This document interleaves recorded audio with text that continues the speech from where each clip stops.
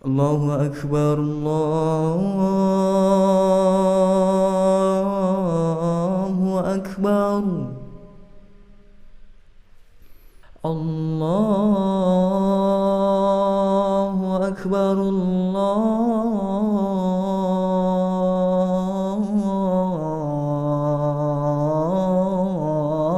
Akbar. Asyhadu an la ilaha illallah.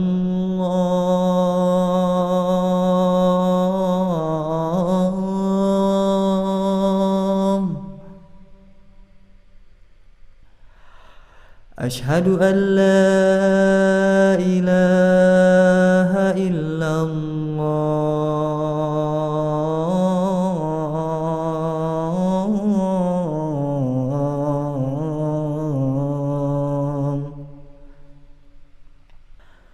Asyhadu anna Muhammadar Rasulullah. Asyhadu anna Muhammadar Rasulullah.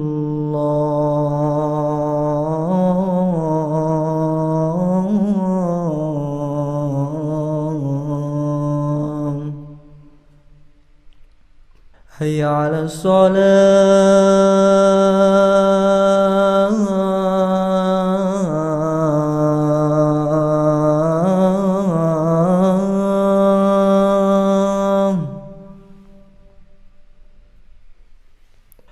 Hayya 'alas shalah.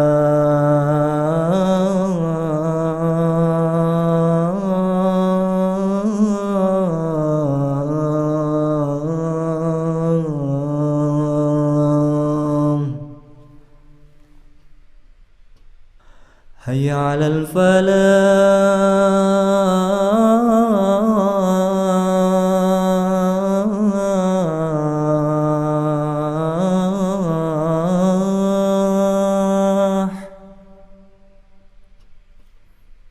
Hayya 'alal falah.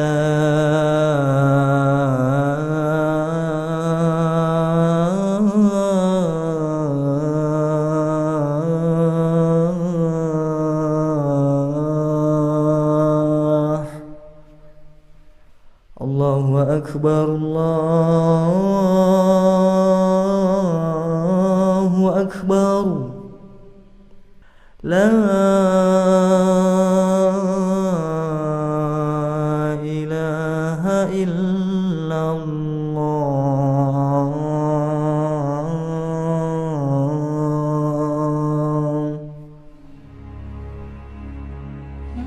اللهم رب هذه الدعوة التامة والصلاة القائمة آت سيدنا محمدا الوسيلة والفضيلة والشرف والدرجة العالية الرفيعة وابعثه المقام المحمود الذي وعده إنك لا تخلف الميعاد.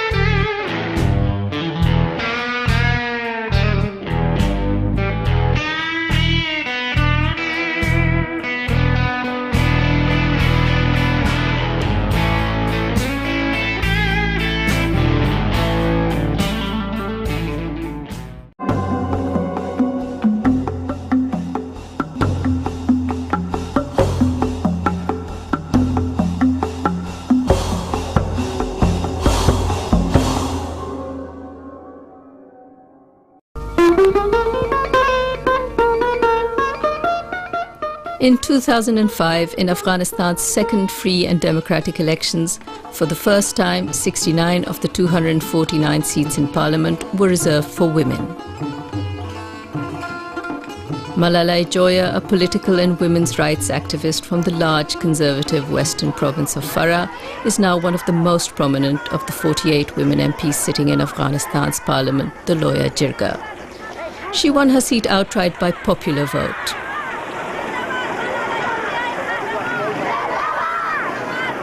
Malala is driven by a desire to make sure the country's new government is freed from corruption and that Afghan women's rights are recognized.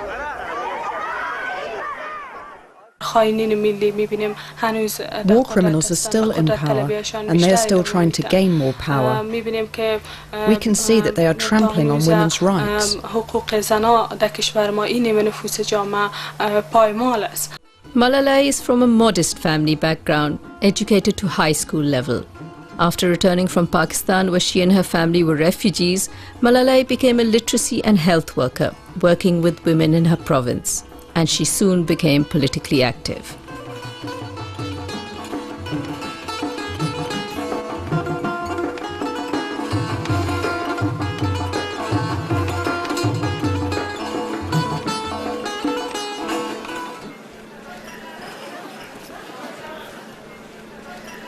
In 2003, she rose to fame overnight for her bold speech in the Loya Jirga, publicly denouncing those warlords who were sitting as representatives of their provinces in the Constitutional Assembly.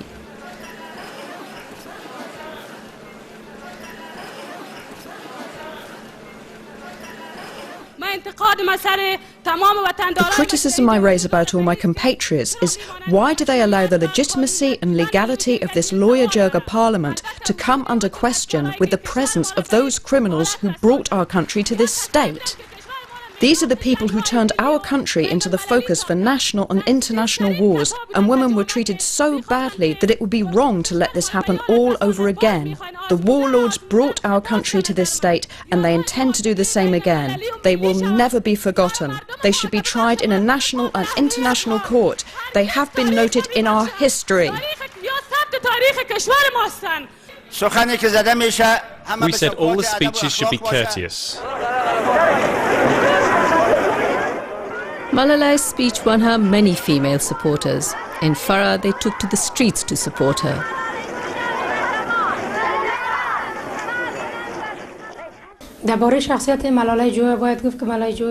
Malalai Joya is among the best in the history of Afghanistan's warrior women, and she's the first woman who has started talking about the warlords and criminals and demanding justice.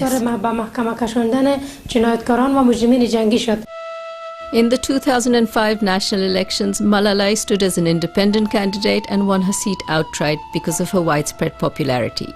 Her challenging maiden speech in parliament made the warlords nervous and caused an uproar. The Afghans know who have committed crimes. These war criminals in Afghanistan are noted in history and they are still at large. They may be appointed to many positions of power, but it will come back to haunt us. The nation is already exhausted and should not have to tolerate any more suffering. Take her out of the parliament. Hey, Mujahideens, we have been insulted. How come you're just sitting there calmly? She is not wanted here. I wish she were dead.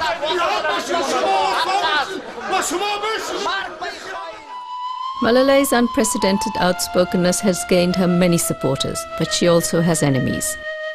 She has experienced 4 assassination attempts and has to travel incognito with armed guards. Yes, I do have a lot of difficulties along the way. In July 2005, the international organization Human Rights Watch published Blood-Stained Hands, a report detailing atrocities that occurred in the early 90s. It identifies that the political faction leaders implicated in those crimes are also officials in the present-day government.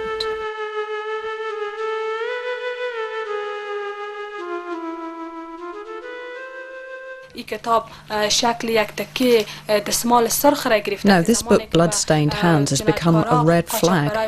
Whenever the war criminals and drug dealers have to face up to what's in it, they become like wild bulls, especially when they know the international community is aware of their crimes.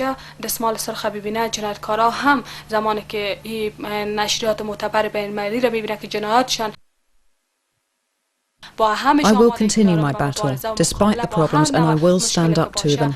I will put my life on the line. I hope I will achieve some results for my people, especially as I'm still young. I want to serve my people, and especially the women.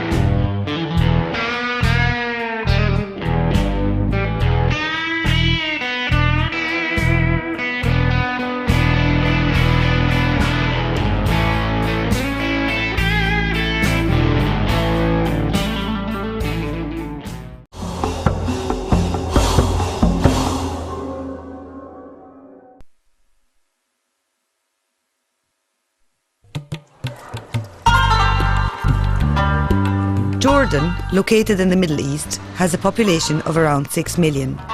Most people, both men and women, have a high standard of education, but working women make up just 1 in 4 of the population, and less than 3.2% work in management positions. A recent academic survey by Dr. Agadir Jouayhan on women's empowerment shows that women in decision-making roles in Jordan lack confidence in themselves and in other women, and that often they don't have strong career goals. Many women see their work simply as a means of earning money. One woman is working to change this.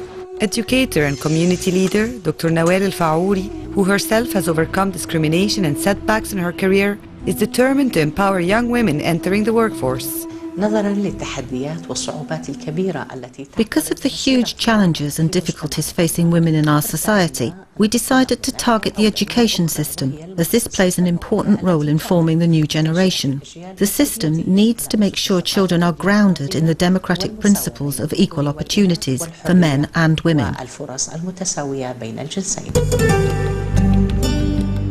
One of 7 female senators in Jordan and a local councillor, Nawal al-Faouri also established Al-Aqsa, an organization for women's social development. She began her career as a teacher, progressing to school principal, establishing her own school in Mad'aba, 40 kilometers from Amman. The Ibn Taymiyyah school aims to create a new generation of young women who are fully aware of their rights.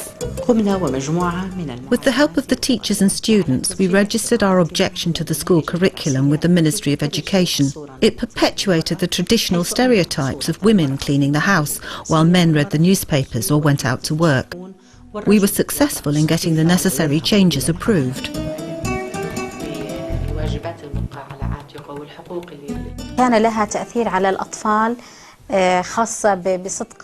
Girls learn their roles from the society in which they live. But our society lacks respect for women and sees them as useless things, unable to take up senior positions and take on decision-making roles. But our experience with Dr. Al-Faour has shown the complete opposite is possible.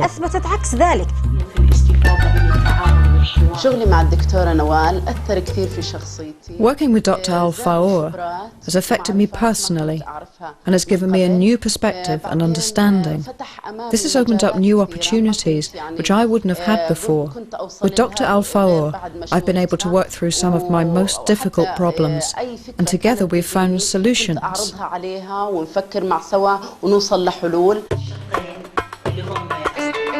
The survey also found that women who are managers in the business world concentrate more on the success of their business and are slow to recognize leadership qualities in other women. Female employees often have to work doubly hard compared to men in order to progress their careers. Businesswoman Subhaya Al-Mani has also been a senator. She owns 2 pharmaceutical companies in Jordan. If you ask me whether I would give a leadership position to a man or a woman, I would have to say that I would give it to the one who had the best leadership qualities. I believe those women who reach decision-making positions have a responsibility to encourage other women to do the same, and in all areas of work, and so increase the effectiveness of women in society. And change is happening at a local level. Parents of the children attending Nawal al-Faouri's school now believe in women's leadership. At the beginning, we were afraid to register our children at a school run by a woman. But after a while, we noticed the difference.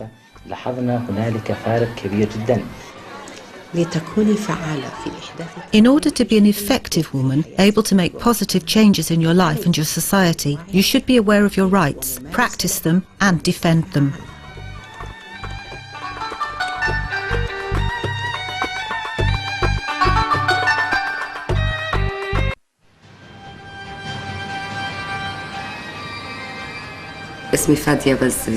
My name is Fadia Bazeh. I'm from a village in South Lebanon called Bint Jbeir. I work as a news producer at New TV.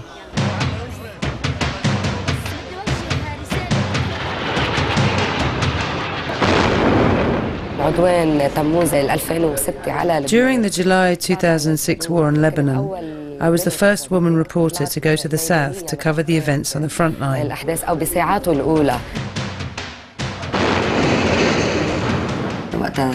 When our news team was hit by Israeli warplanes and miraculously escaped death, I felt so guilty because I was the one who had sent them there. So when the station asked for a replacement team, I told them that I wanted to go. There wasn't a single moment of ceasefire. Even the place we were staying in was hit by 6 or 7 air raids, as if they were giving us a message that we had become a target for them. The air raids killed 3 people, including a father and his daughter. One of our young colleagues, Layal, was killed, just like that. I was shocked. It scared us, but also increased our determination to show what was really happening here in Lebanon. Then, all of a sudden, the station itself in Beirut came under threat of bombardment, so we decided to move our offices underground. بوقت من الأوقات كان معرض إنه نيو تي في ما يسلم من هاي العدوان اضطرينا إنه ننقل. And we continued our work. We would eat and sleep together at the station, just like a family. We saw more of each other than of our own parents or children. فعلا مثل عائلة. كنا نشوف بعض أكثر ما كنا نشوف أهلنا وأولاد. We have many women in key positions. The head of the news desk is a woman, and so is her deputy. مديرة الأخبار هي سيدة وأيضا نائبة مديرة الأخبار هي سيدة. حطيت لي كلمة شاهد ضاحية؟ هلا معظم الضحايا أو الشهداء. Most of the victims of the war were children. That really affected me because I have a young son of my own.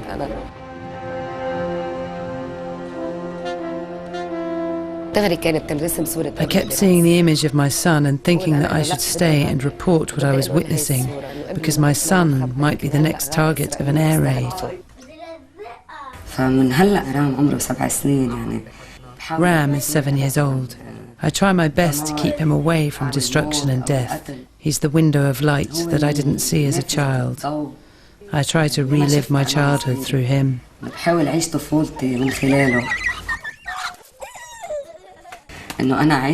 I live alone with my son. It isn't easy to carry this responsibility as a woman on her own. I need to work around the constraints of my society so I can stand on my own 2 feet and live my life as a journalist and as a mother.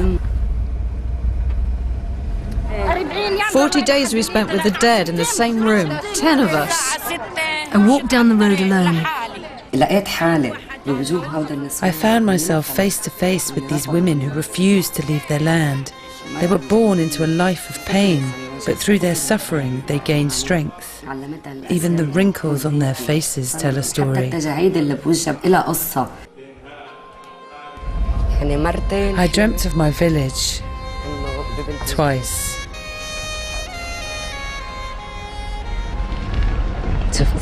Let me see if I can find my house.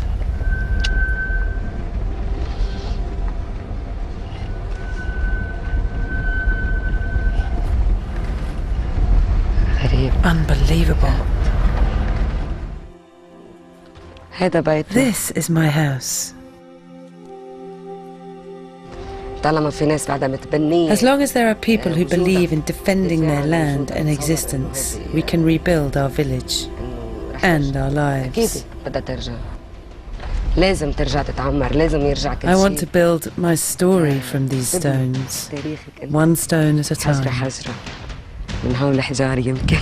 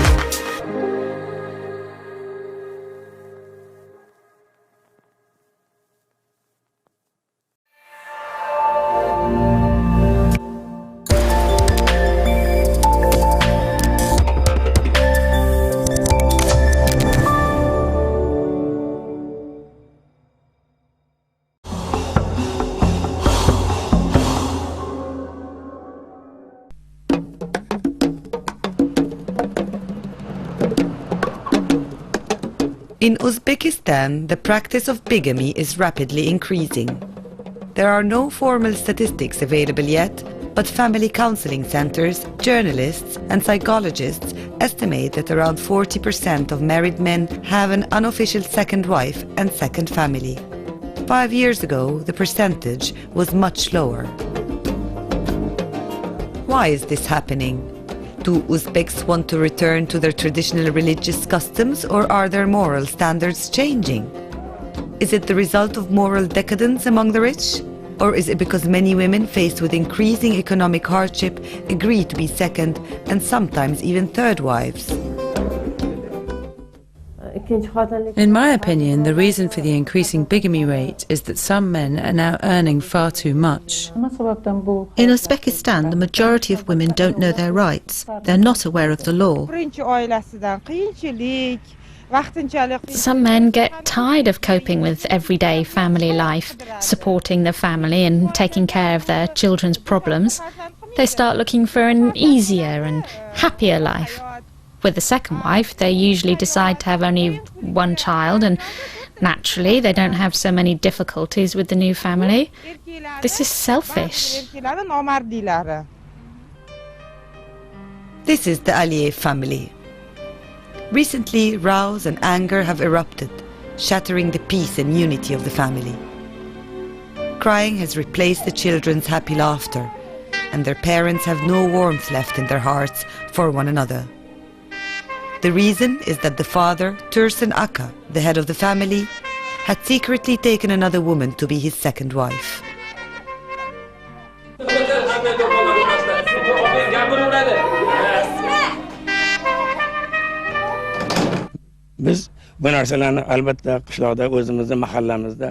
We do discuss this problem a lot. Firstly, a man's duty is to bring up his children and take care of his family. We criticise men who have a second family and don't support their first wife and children financially and emotionally. These men establish second families in the name of religion. But how can they have a second family when they are hurting their first family? That is against their religion. So what effect does bigamy have? Because of their husbands' dreams and desires of easy and enjoyable lives, their first wives have to put up with a lot.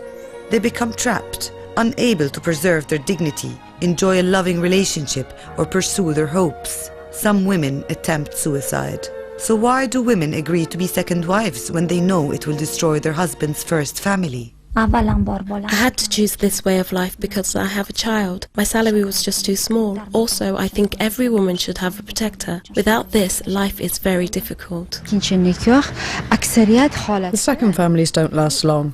They have a time limit, and when they reach it and everything becomes mundane, they separate. Article 125 of the Uzbekistan Criminal Code states that a convicted male bigamist should serve a 3-year prison sentence. Today, most Uzbeks are experiencing economic hardship. Yet some wealthy men think it is honorable and even boast that they have a second wife, treating them as a symbol of their power and wealth, not as human beings. I thought a lot about whether I should divorce him or not. No matter what, I have 3 children. They love their father, and I can't support them without him. We are trying hard to address this problem. We need to make people aware of their rights. We've produced various leaflets with information from Uzbekistan's constitution, from the family, labour and criminal codes. We distribute them to women, and we also hold various seminars on the issue.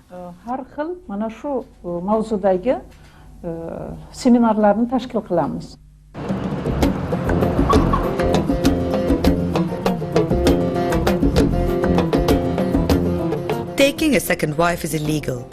She is invisible, a kept mistress who has no rights. It is still unclear as to why the rate of bigamy is increasing in Uzbekistan.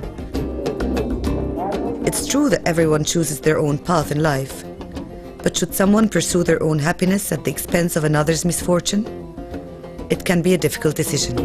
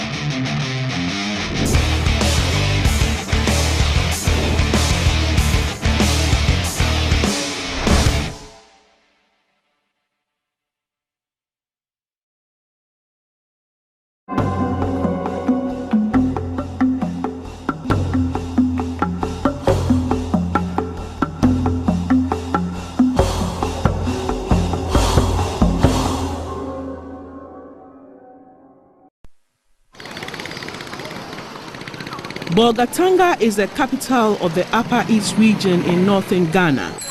Poverty is prevalent in this part of the country, and this makes poor families readily give their young daughters in marriage just for the bride wealth.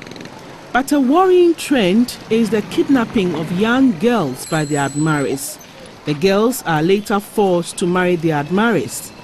In the next few minutes, we'll follow the story of one woman, Comfort Adongo, who, in spite of being forced into marriage whilst in class 5, is determined to make it in life no matter the odds.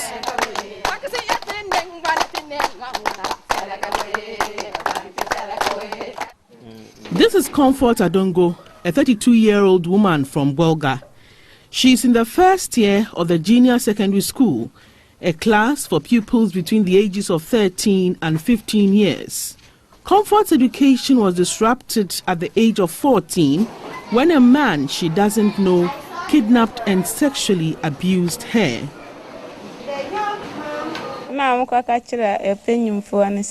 When they kidnapped me, I wept and wept for 4 days.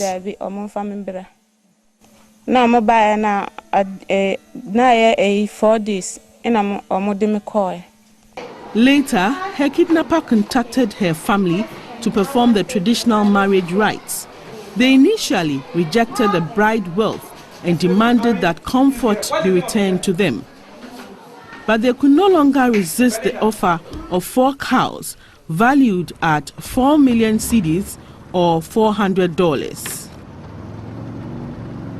A report by the Commission on Human Rights and Administrative Justice in Ghana has described forced marriage as the major human rights abuse issue in the north. Forcing girls below the age of 18 is a criminal offense in Ghana, yet very few cases have been reported, let alone for the perpetrators to be prosecuted. The Domestic Violence and Victim Support Unit in Bolga explains. Because they see it as normal, they normally, it's like there's a bit of hesitation on the part of the victims going to the police. I think that is the more reason why we haven't received cases like this. It's a common practice because this year when we went to Bulsa district for the People's Assembly, the people who were the public, their contributions, one of them came out to just state categorically that the practice of marrying of children as young as 8, 10 and 9 is still rampant. When Comfort's daughter was less than 2 years old, her husband deserted her for another woman. When life became very tough, Comfort moved back to her parents' home.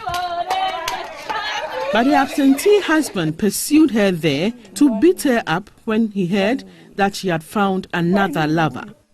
Local non-governmental organizations have taken the lead to sensitize the people, especially traditional and opinion leaders, as well as women groups, about the dangers of forced marriage. One such organization is the Anglican Diocesan Development Organization. I think that somebody has to start from somewhere. And you can imagine the psychological trauma that lady will go through. Somebody you don't love, and you are just kidnapped. I mean, you are treated as an animal, and your human dignity is taken away completely. And I think that it is very bad. I come from this part of the country, and I don't agree to it. The Widows and Orphans Ministry, another NGO led by Madam Betty Aidia, is the organization which pays for Comfort school fees and buys her uniform. She weaves hats for a living. I want to be a nurse in future. If God helped me, I will also be somebody in future.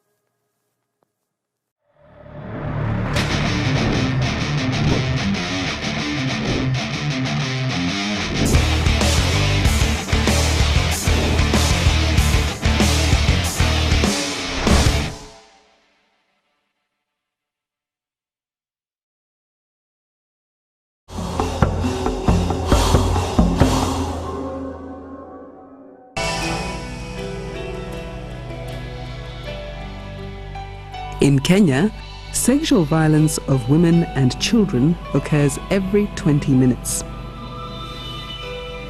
For one woman legislator, legislative response to this alarming trend was long overdue.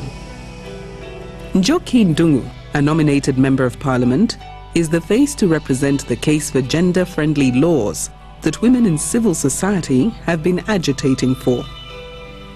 The previous laws that cover issues of sexual violence or sexual offences were first introduced into the country before independence in 1930.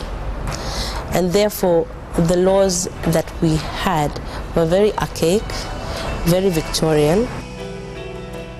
She just recently passed through Parliament the Sexual Offences Bill that defines sexual offences and punishes offenders.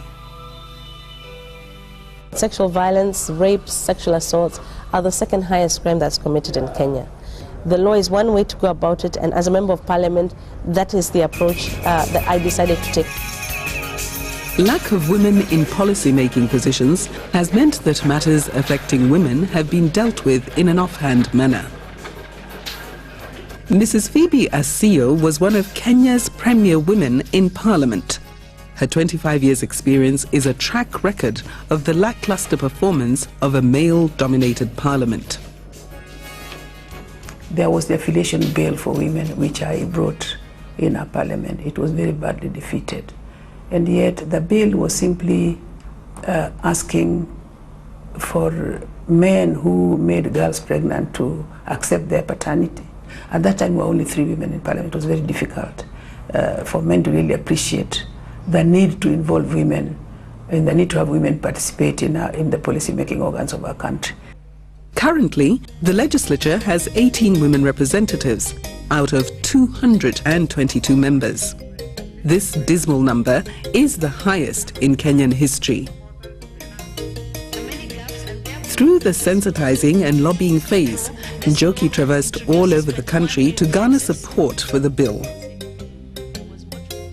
In support of the bill, women's voices were raised and heard through full participation in social, economic, political and cultural fields by women civil society organizations. But there still remains an imbalance in the representation of women in decision-making, parliament, local authorities and in other institutions of governance. While there will be no magic bullet solution to the issue of sexual violence, some critical lessons were learned. Mass education on a nationwide platform was crucial for the bill to pass. If we had known and done this before, quite a few of the issues that remain outside would by now be implemented by our government. But this was a very good lesson that we learned, that when a woman brings a bill that concerns the welfare of women or children, that we must sensitize our people, that we must mobilize, that we must advocate for that bill. Unless women are given great opportunities to participate in all aspects of governance, their rights and status and issues affecting other fields will remain compromised. Women need to be empowered for the nation to prosper. Empowerment is about building the capacity for women leaders. It's about giving women economic empowerment, because it's very hard to be empowered when you're poor. And giving education to women, whether it's social education about life skills or whether it's formal education. We must listen to the voices of women, and we must give women positions of power and leadership for Kenya to really excel as a country.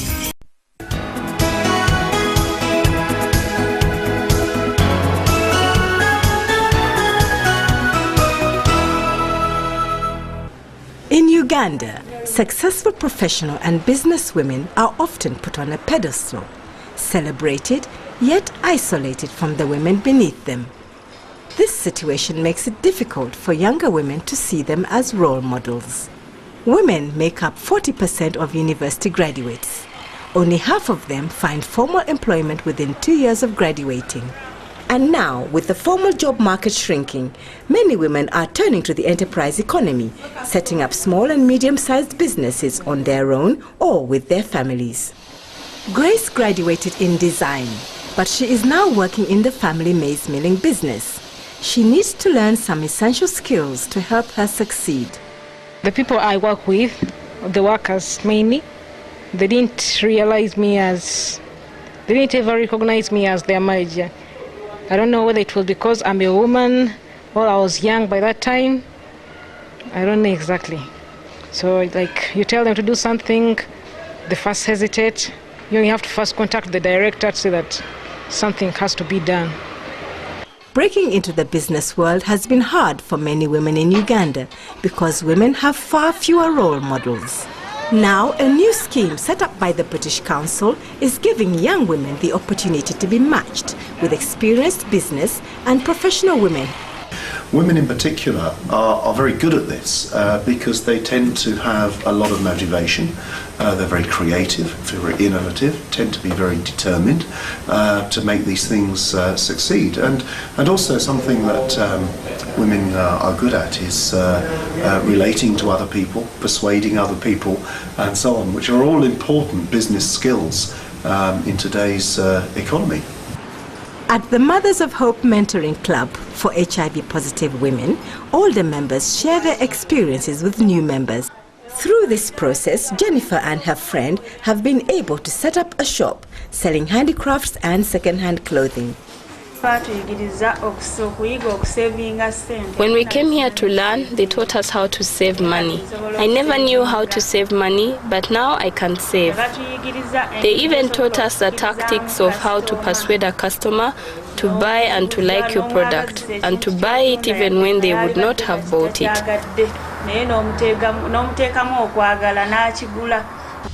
Already, the course is yielding results, helping both new and existing entrepreneurs. As commissioner in the prison services, Mary Kadu is used to giving orders, but in her private supermarket business, she had to develop new ways of communicating. Before I went on the course, I used to use the parent-to-child approach, whereby I was just commanding and giving orders to my workers. But now, I am using the adult-to-adult approach. We sit together with my workers, we discuss, and we look at challenges. And at the end of the day, we come out with solutions to make the business better. During the 4-day course, 30 experienced business and professional women are trained in business skills to listen, to question, to spot, and to negotiate business opportunities. These mentors are matched with 3 or 4 young women entrepreneurs. The perception the older and younger women have of one another has started to change. The problem is not only with the experienced ladies, but also with the young girls. Sometimes they are very arrogant and they don't want to take orders from the experienced ladies. Mary is now able to help former female prisoners set up their own business ventures.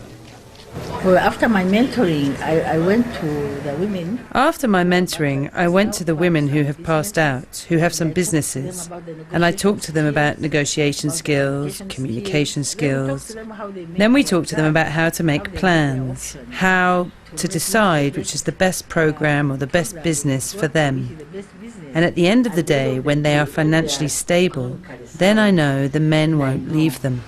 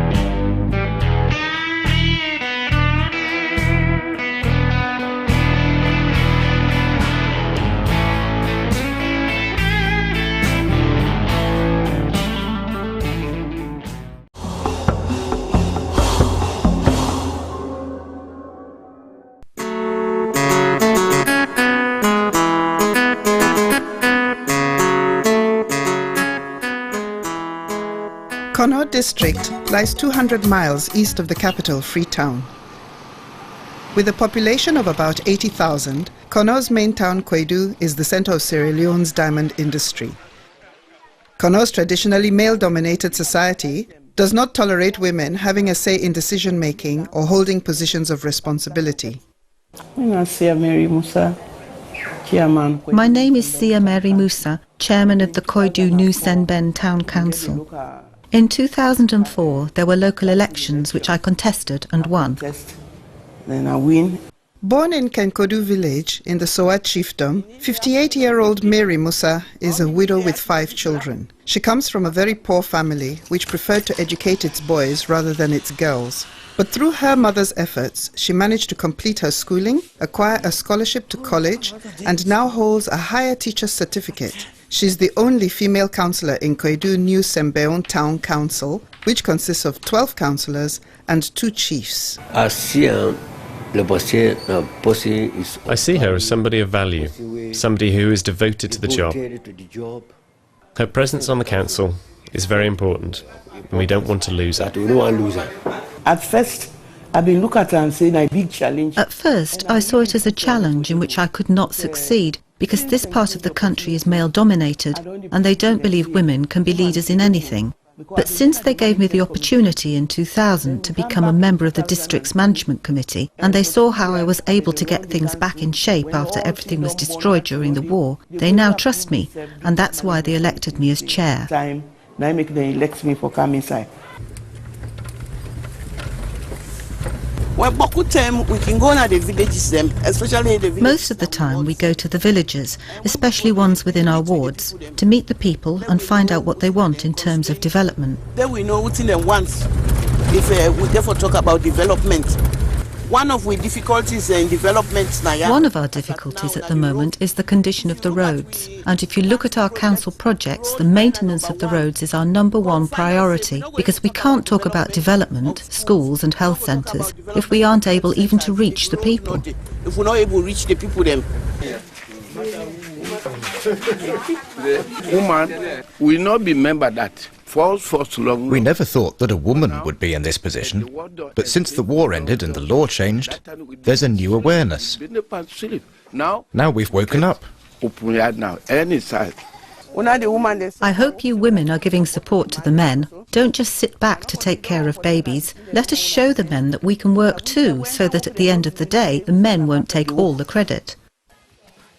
Mary, who is also a Justice of the Peace, a former head teacher, and a member of numerous organizations, somehow manages also to spend time at home where she takes care of over 20 children. My mama is trained for bringing me up. My mother struggled a lot to bring me up, so as a result I have a lot of sympathy for other people, especially girls. At the moment I have 10 girls here. In fact, I have here the 4 children of one of my school teachers who was killed during the war. Sierra Leone continues to be one of the poorest countries in the world. But with women like Mary making good use of the opportunities offered to them, they are proving that women are indeed capable of performing well in positions of leadership. The stage is being set for women candidates to run for president, with a chance that they will bring about long-awaited positive changes in the country's development. Since we don't begin to see example of We've seen the example in Liberia of a female president, so let's give women a chance here. We'll see a big difference. I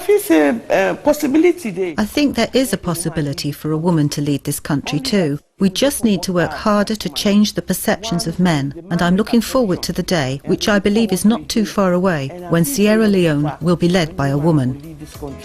Now we dream for making sweet. Now we dream, so we go live. Now we dream, follow we see us sing your attractive and sweet. Salute, now we dream.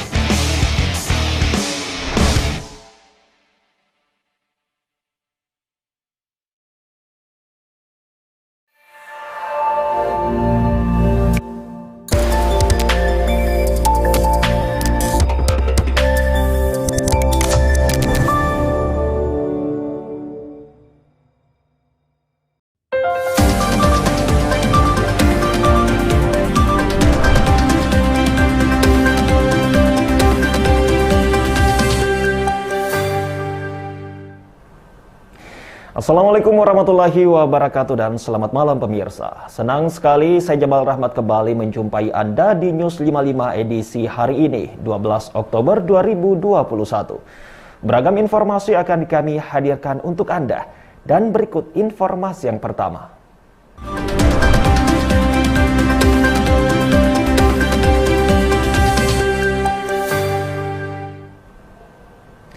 Pemirsa, Badan Narkotika Nasional Provinsi Sumatera Utara menangkap 14 mahasiswa dan 6 alumni di dalam kampus Universitas Sumatera Utara terkait penyalahgunaan narkoba jenis ganja. Selain mahasiswa dan alumni, petugas BNNP Sumut juga menangkap 11 masyarakat umum yang sedang berada di lokasi.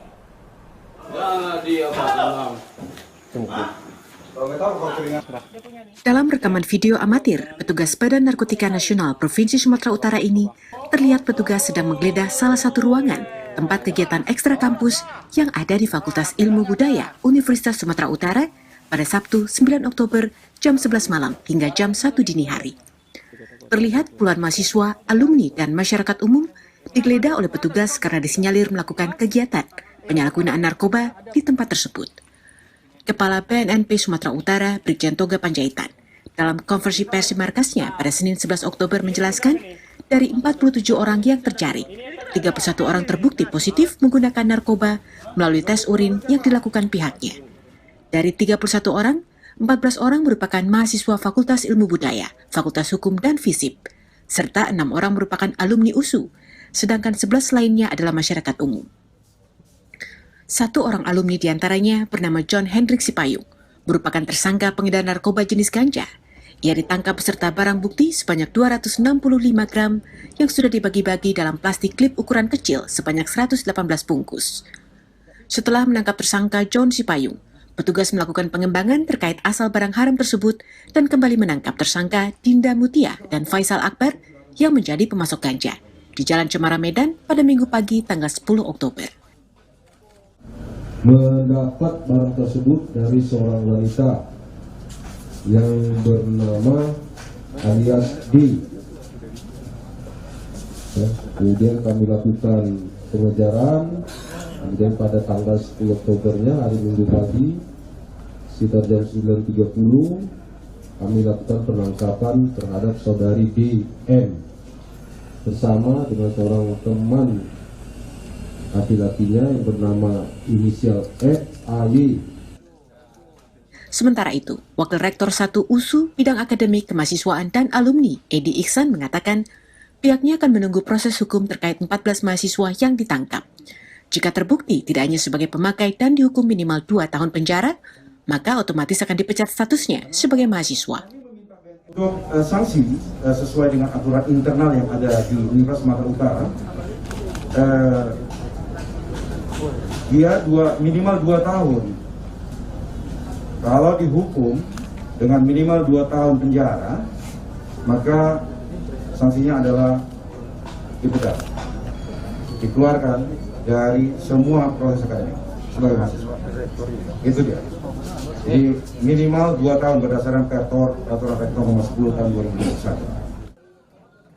Seluruh orang yang ditangkap masih akan diproses asesmen oleh petugas terkait sejauh mana keterlibatan masing-masing. BNN berharap kejadian ini tidak terulang setelah sekian kali terjadi di kampus USU dengan melibatkan pihak eksternal dan mahasiswa. Dari Medan, Sumatera Utara, Doni Aditra, Kantor Berita Antara, mewartakan. Pemirsa, dalam upaya menekan peredaran dan penggunaan narkoba, Badan Narkotika Nasional Kota Langsa menggelar workshop penguatan kapasitas pada insan pers untuk mendukung kota tanggap ancaman narkoba. Dengan loka karya itu, BNNK Langsa ingin mengajak para jurnalis sebagai penggiat anti narkoba. Mewujudkan Kota Langsa bebas ancaman narkoba, Senin 11 Oktober Badan Narkotika Nasional atau BNN Kota Langsa mengajak para jurnalis di kota ini berperan aktif dalam sosialisasi pencegahan dan pemberantasan penyalahgunaan dan peredaran gelap narkoba atau P4GN. Kepala BNN Kota Langsa, AKBP Basri mengatakan, P4GN tidak bisa hanya dilakukan oleh BNN semata, tapi perlu dukungan awak media, karena para insan pers memiliki peran yang sangat besar dalam menyosialisasikan bahaya dan dampak dari narkoba. Komponen daripada media untuk sama-sama mendukung program pemerintah agar kita bisa menjadikan Kota Langsa menjadi kota yang tanggap terhadap narkoba. Dengan ini kami berharap kepada rekan-rekan, adik-adik kami dari media, mari kita berikan informasi yang seluas-luasnya kepada masyarakat sehingga masyarakat mengerti dan memahami tentang bahaya narkoba. Workshop penguatan kapasitas media untuk memerangi narkoba digelar untuk mewujudkan Kota Langsa yang tanggap ancaman narkoba dengan menjadikan para jurnalis sebagai penggiat anti narkoba. Dari Kota Langsa, Aceh, Trifani, Kantor Berita Antara mewartakan. Pemirsa, Dinas Perhubungan Provinsi Jambi terus menghimbau angkutan batubara untuk tetap mematuhi jam operasional sesuai Peraturan Gubernur Jambi Nomor 18 Tahun 2013. Hal tersebut dikarenakan masih banyaknya angkutan batubara yang beroperasi di siang hari, sehingga memicu kemacetan dan berpotensi terjadi kecelakaan lalu lintas.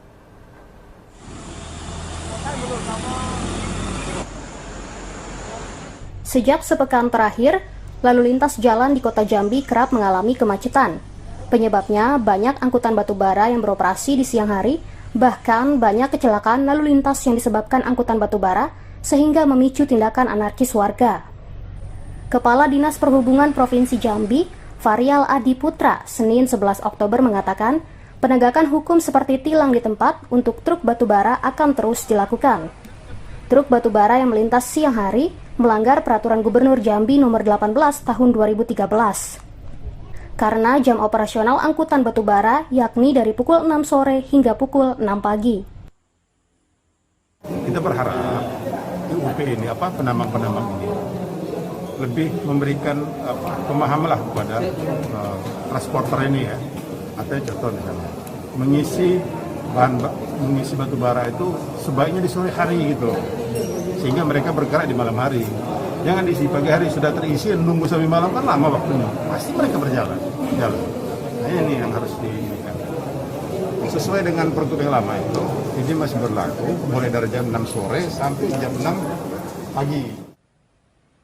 Varial menambahkan, Dishub bersama kepolisian akan terus menertibkan jam operasional batubara tersebut. Selain itu, para pengusaha batubara diharapkan juga kooperatif terhadap aturan jam operasional. Dari Kota Jambi, Dodi Saputra, Kantor Berita Antara, mewartakan. Pemirsa, informasi selanjutnya akan kami hadirkan setelah jeda iklan berikut ini. Tetaplah bersama kami.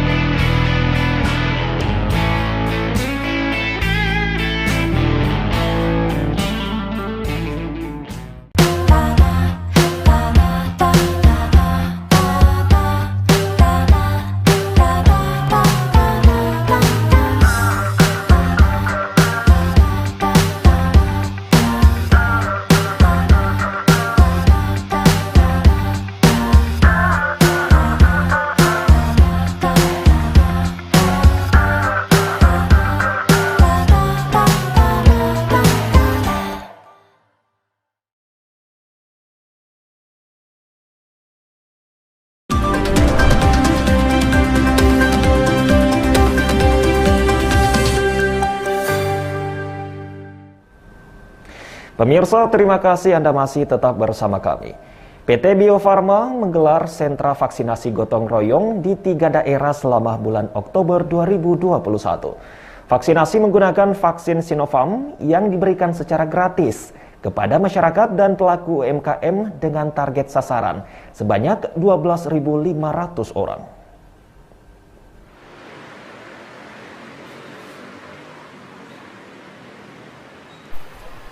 PT Bio Farma menggelar vaksinasi bagi warga Bandung di Gedung Serbaguna Bio Farma, Bandung, Jawa Barat, Selasa 12 Oktober. Sentra vaksinasi gotong royong itu menargetkan memvaksinasi 5.000 warga Bandung selama 6 hari. Sentra vaksinasi gotong royong digelar sejak 11 Oktober kemarin dengan menerjunkan tim medis dari Bio Farma dan menggunakan vaksin Sinopharm. Salah seorang warga, Jamie Setio Prihatmoko, mengaku tidak merasakan hal ganjil setelah menerima vaksin Sinopharm, dan ia menjalani vaksinasi demi kemudahan akses ke berbagai tempat. Pas divaksin ya nggak kasih apa-apa sih, jadi biasa aja, kayak diketamin kayak gitu, nggak ada keluhan apa-apa. Kenapa tertarik untuk divaksin?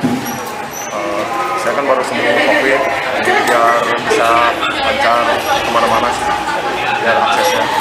Soalnya kalau nggak divaksin kan terbatas ya aksesnya. Menurut Kepala Divisi Pengelolaan Lingkungan Sosial Bio Farma, R. Heri, vaksin Sinopharm yang seharusnya berbayar diberikan secara gratis kepada masyarakat, sehingga vaksin yang diberikan tidak mengganggu stok vaksin pemerintah. Diharapkan sentra vaksin yang digelar ini akan mempercepat herd immunity atau kekebalan kelompok yang ditargetkan pemerintah pada akhir tahun 2021. Poin kita adalah bagaimana herd immunity itu tercapai. Program pemerintah, vaksin program pemerintah kita tidak terganggu, sehingga kita masuk dengan vaksin gotong royong yang harusnya berbayar kita gratiskan untuk masyarakat. Sehingga mudah-mudahan dengan adanya percepatan herd immunity Bio Farma dari Bio Farma bisa membantu pemerintah dalam menanggulangi pandemi ini. Heri juga mengungkapkan target vaksinasi dilakukan kepada 12.500 orang.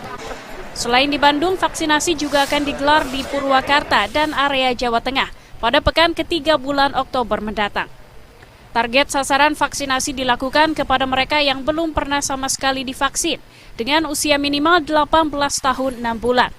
Tidak seperti sentra vaksin di Bandung bagi warga biasa, Kabupaten Purwakarta dan Jawa Tengah diperuntukkan bagi para pelaku UMKM.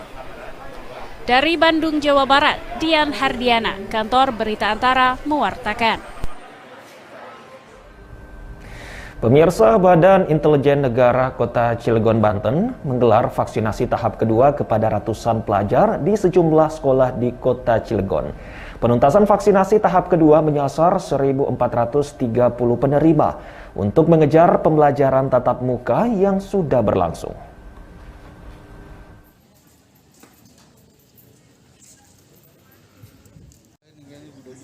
Guna mencegah munculnya klaster penyebaran COVID-19 di sekolah-sekolah, Badan Intelijen Negara Pos Daerah Kota Cilegon Selasa 12 Oktober kembali menggelar vaksinasi tahap 2 untuk menuntaskan vaksinasi terhadap pelajar yang mulai menjalani pembelajaran tatap muka.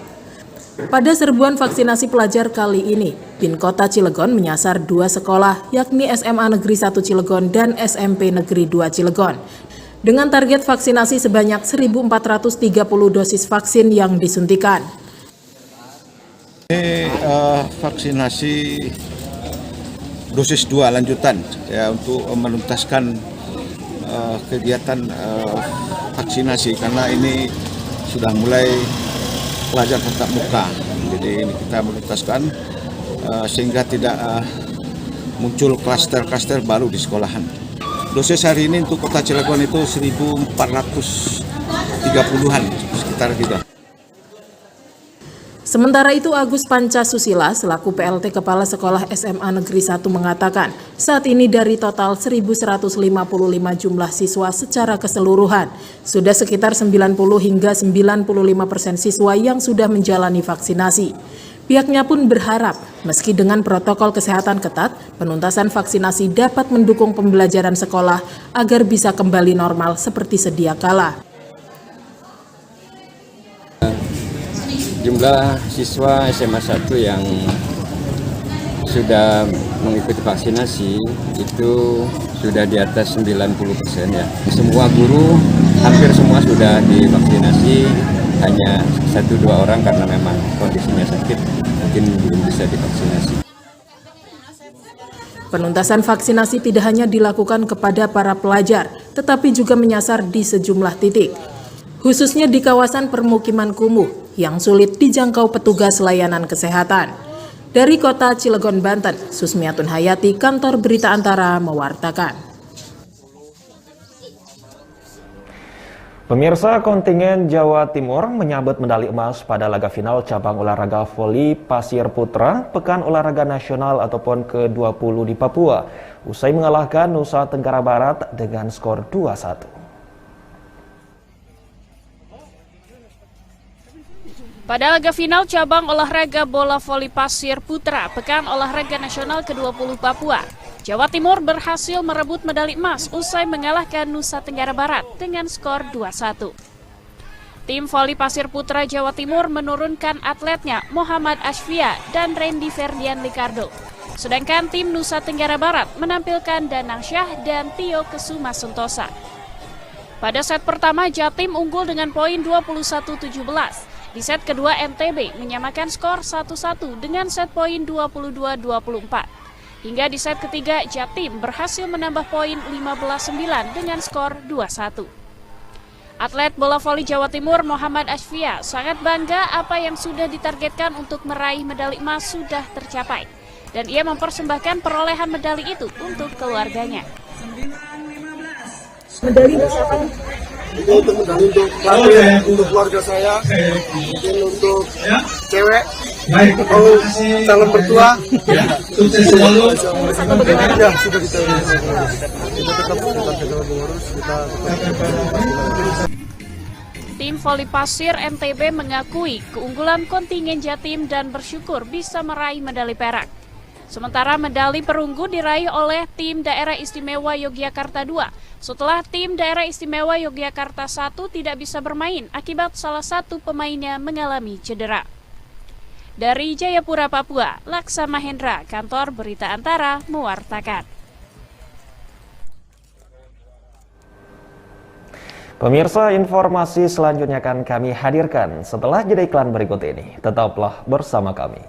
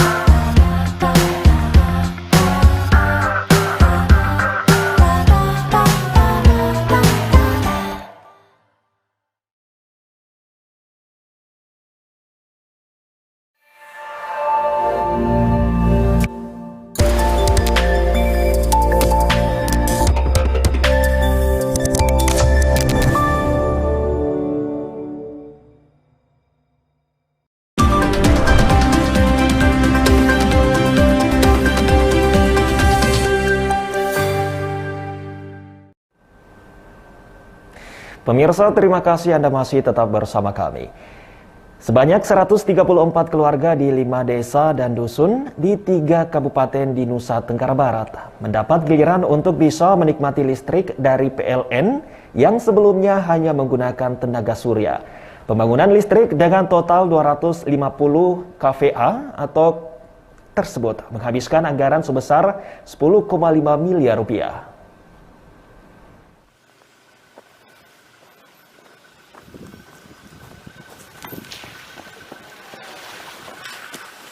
PLN Unit Induk Wilayah Nusa Tenggara Barat memperluas jangkauan kelistrikan ke 5 desa dan dusun yang berada di Kabupaten Lombok Barat, Sumbawa, dan Dompu yang belum mendapatkan infrastruktur listrik permanen. Sebanyak 314 kepala keluarga yang selama ini menggunakan listrik tenaga surya mendapatkan kesempatan menikmati pembangunan infrastruktur jaringan dengan kapasitas total 250 kVA.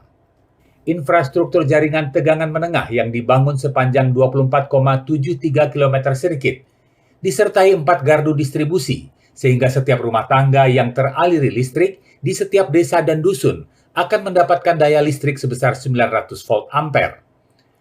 Menurut manajer unit pelaksana proyek listrikan UP2K NTB Nugroho Dwi, pembangunan infrastruktur jaringan ini menghabiskan anggaran sebesar 10,5 miliar rupiah.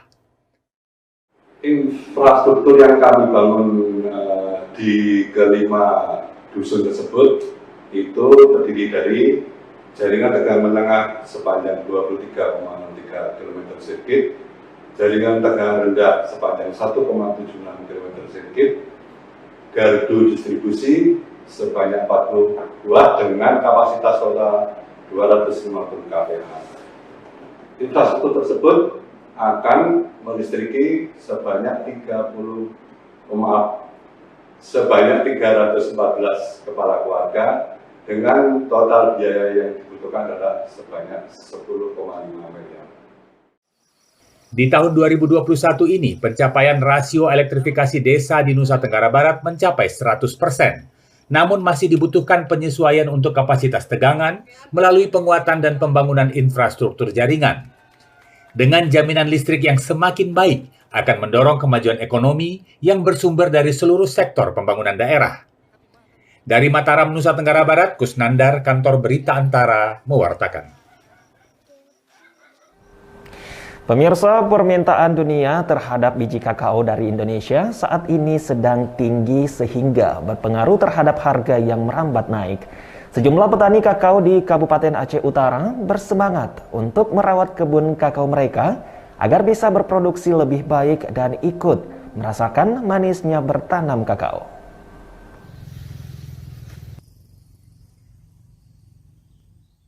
Tanaman kakao yang tumbuh subur di Kabupaten Aceh Utara mulai memberikan harapan cerah bagi para petani, di mana harga biji coklat atau kakao saat ini sedang merangkak naik mencapai Rp34.000 per kilogram. Sementara harga kakao fermentasi bisa menembus angka Rp47.000 per kilogram. Sebelumnya, harga kakao non-fermentasi bertahan di kisaran Rp25.000 per kilogram dan kakao fermentasi ada di angka Rp40.000 per kilogram. Kakao fermentasi memang memiliki harga yang lebih tinggi karena harus disimpan selama 5-7 hari agar terjadi perubahan kimia sehingga menghasilkan biji coklat dengan mutu dan aroma yang lebih baik. Kepala Dinas Perkebunan, Peternakan, dan Kesehatan Hewan Disbunakeswan Kabupaten Aceh Utara, Lilis Indriansyah, Senin 11 Oktober menyampaikan merambatnya harga kakao terjadi karena tingginya permintaan di sejumlah industri pengelolaan coklat selama pandemi COVID-19, serta adanya kebijakan lockdown di beberapa negara produsen kakao. Kondisi ini menyebabkan munculnya semangat dan motivasi petani untuk merawat kebun kakao mereka. Kita punya kakao ini sekitar 10.000 hektar. Dari 10.000 hektar tersebut, tidak semuanya menjadi kebun kakao. Ada juga yang masyarakat itu membiarkan menjadi hutan kakao, malah ditinggalkan, tidak dirawat. Mereka mungkin harga tidak menjamin. Namun hari ini, menurut hemat yang kami terima dari beberapa kawan-kawan yang ada di lapangan, mereka mulai bergairah kembali merawat kebunnya, termotivasi mereka. Lilis menambahkan kondisi ini menguntungkan petani kakao yang ada di tanah air, sekaligus memperkuat posisi Indonesia sebagai negara ketiga di dunia untuk jumlah produksi kakao. Sejauh ini Kabupaten Aceh Utara mampu memproduksi kakao sebanyak 3 ton setiap bulan. Dari Aceh Utara, Provinsi Aceh, Trifani, Kantor Berita Antara, mewartakan. Pemirsa, informasi tadi sekaligus mengakhiri perjumpaan kita di News 55 edisi hari ini. Atas nama seluruh kru yang bertugas, kami ucapkan banyak terima kasih atas perhatian Anda. Saya Jabal Rahmat, pamit undur diri. Assalamualaikum warahmatullahi wabarakatuh dan sampai jumpa.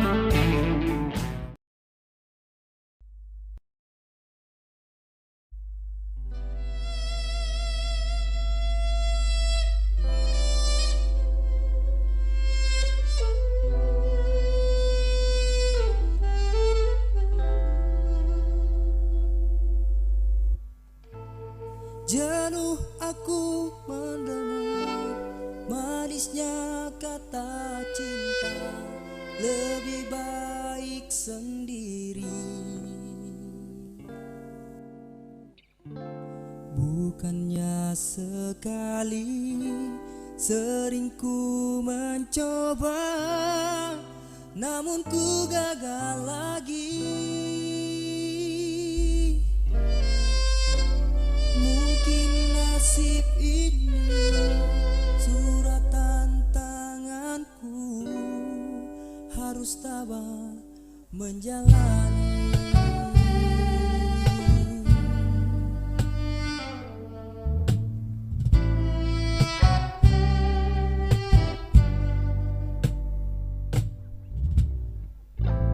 Jauh sudah langkahku menyusuri hidupku yang penuh tanda tanya. Kadang hati bimbang menentukan sikapku, tiada tempat mengadu. Hanya iman di dada yang membuatku mampu selalu tabah menjalani. Malam-malam aku sendiri tanpa cintamu lagi. Hanya satu keyakinanku, bintang kan bersinar menerpa hidup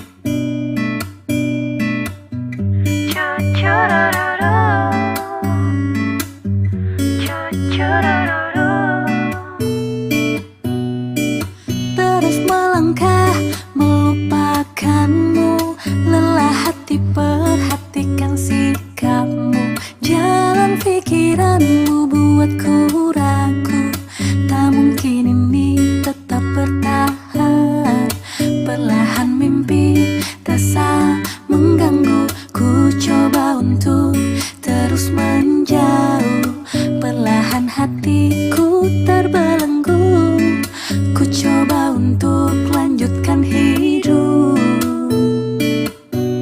Engkau bukanlah segalaku, bukan tempat untuk hentikan langkahku.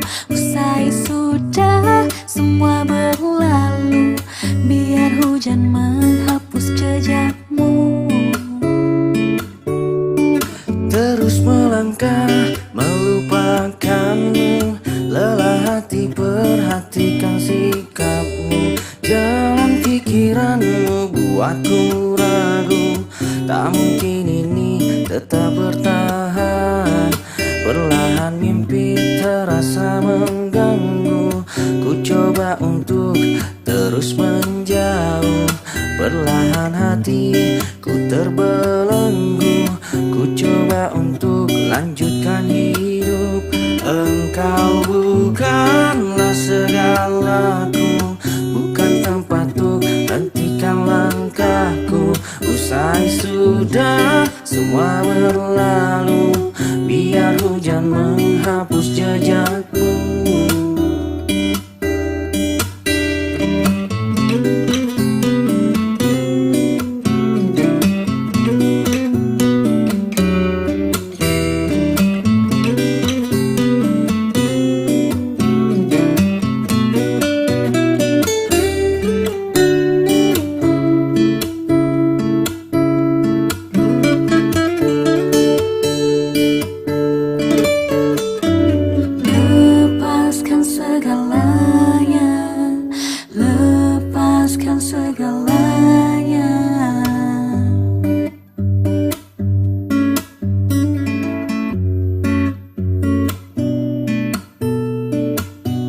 Engkau bukanlah segalaku, bukan tempat untuk hentikan langkahku. Usai sudah semua berlalu, biar hujan menghapus jejakmu.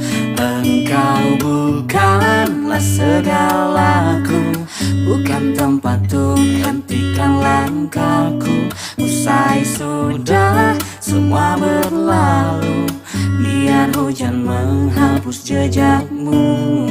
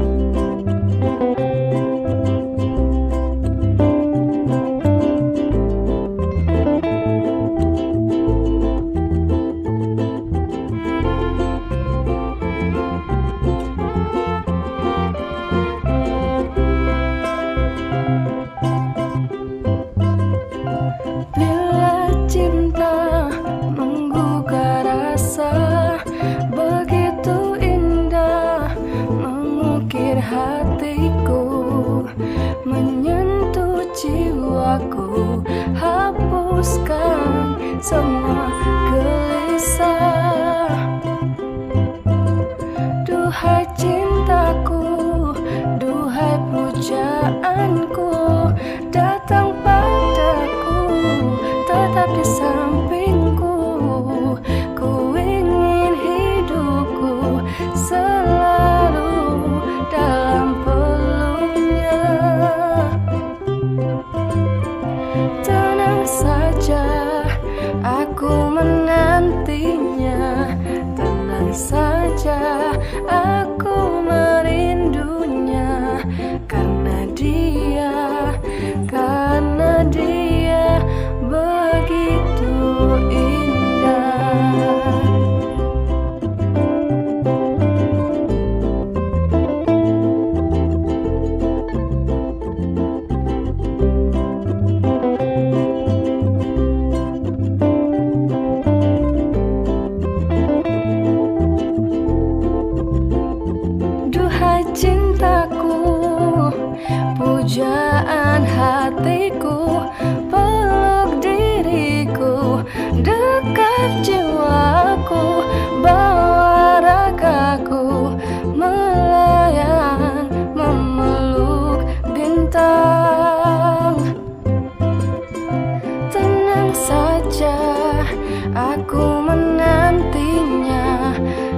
Tenang saja, aku merindunya karena dia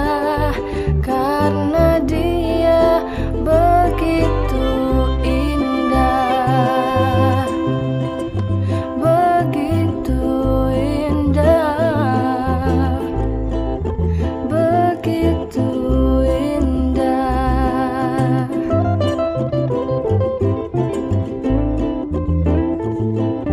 Begitu, begitu indah.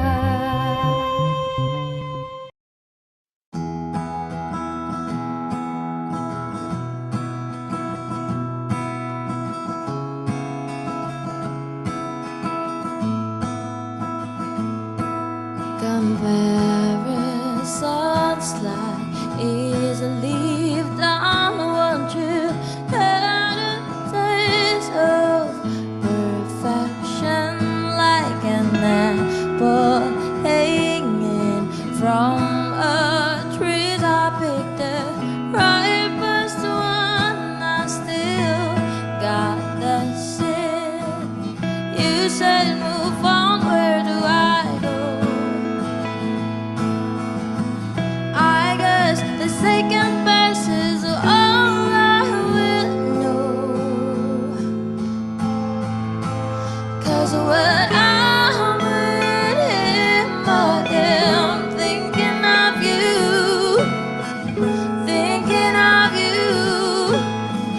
What you would do if you are the one who was spending the night.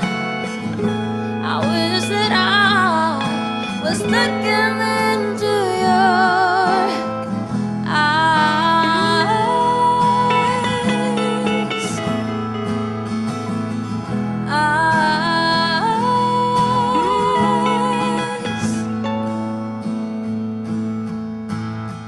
You're like an Indian summer in the middle of winter, like a hard candy with a surprise center. How do I got better once I've had the best? You say that lots of is in the water, so the water I was tasked. He kissed my lips, I touched your mouth. He put me in, I was disgusted with myself. 'Cause when I'm with him, I am thinking of you, thinking of you. What you would do if you were the one who was spending the night. I wish that I was looking into your the past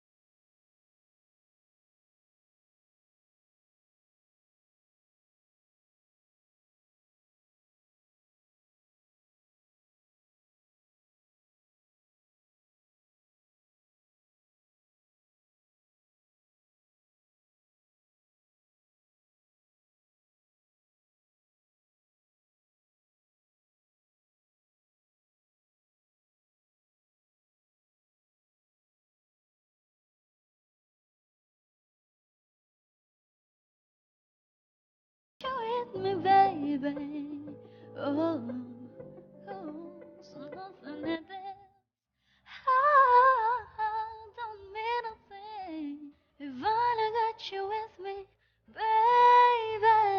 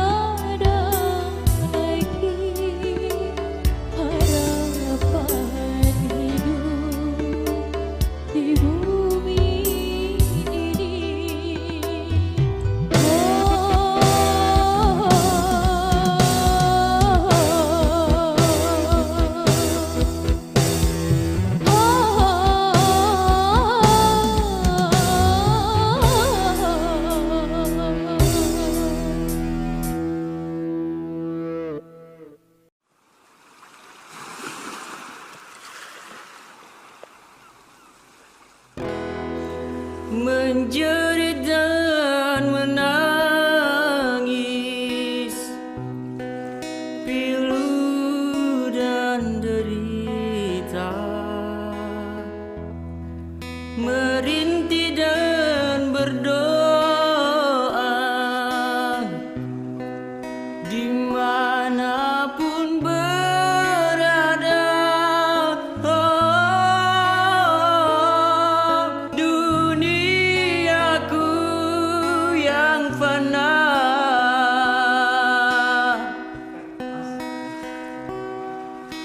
seandainya aku punya sayap, terbanglah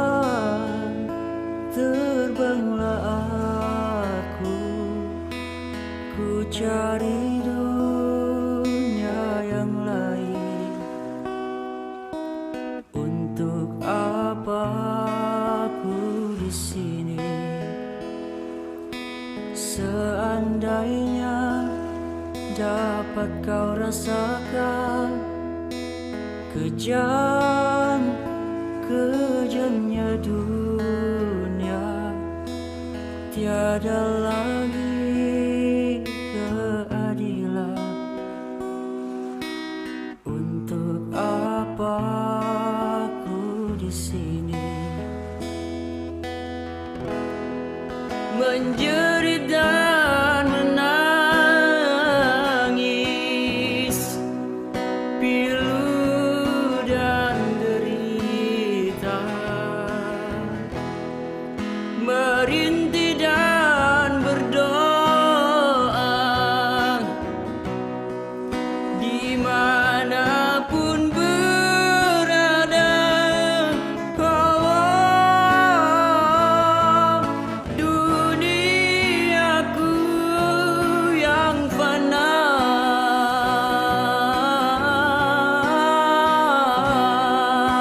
seandainya aku punya sayap, terbanglah aku, ku cari dunia yang lain. Untuk apa aku di sini? Ku cari dunia